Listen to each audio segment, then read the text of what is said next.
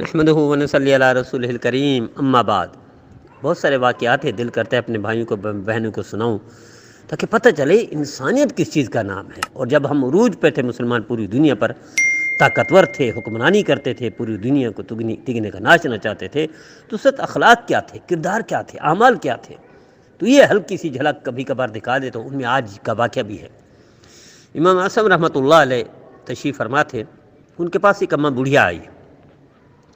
اماں بڑھیا مسئلہ پوچھنے آئی، مسئلہ پوچھ رہی تھی تو اس اماں بڑھیا سے تھوڑی سی ہوا خارج ہو گئی، اور جس سے ہوا خارج ہوتی ہے آواز بھی آتی ہے، تو وہ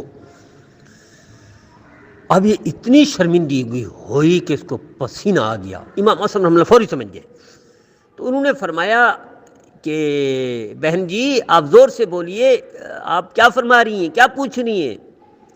تو انہوں نے فرمایا میں یہ پوچھ رہی ہوں یہ مسئلہ۔ انہوں نے فرمایا زور سے بولیے، 3-4 دفعہ کہا، یہاں تک کہ اتنا زور سے بلوایا انہوں نے کہ اس اماں بڑھیا کو یقین ہو گیا کہ یہ تو بہرا ہے، یہ تو آواز سنتا ہی نہیں ہے، اتنی زور سے آواز بڑی مشکل سے سن رہا ہے سوال پوچھنے کی، تو یہ جو ہوا خارج ہوئی ہے تو یہ کہیں نہیں سنی ہوگی۔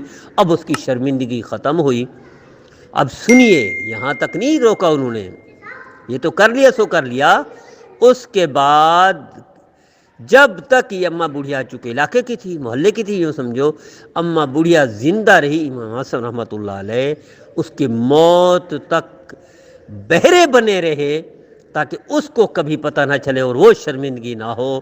جب وہ مر گئی تو تب لوگوں کو پتہ چلا کہ یہ بہرے نہیں تھے، یہ انسان کی عزت نفس، ایک عورت کی عزت کو بچانے کے لیے، شرمندگی سے بچانے کے لیے یہ بہرے بنے رہے، ورنہ یہ بہرے نہیں تھے، سنتے بھی تھے، بولتے بھی تھے، اور صحیح سالم تھے، بے عیب تھے، اللہ نے پاک ہر عیب سے وہ کیا تھا، لیکن عزت نفس اور کسی کو ذلت سے بچانے کے لیے، شرمندگی سے بچانے کے لیے کرتے رہے۔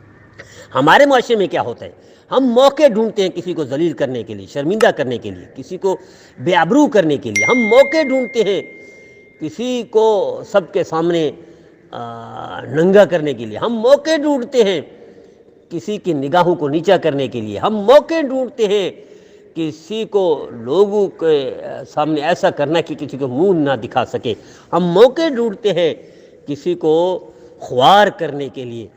کیا یہی مسلمانیت ہے؟ کہ یہی انسانیت ہے؟ عروج تھا تو یہ نہ تھی۔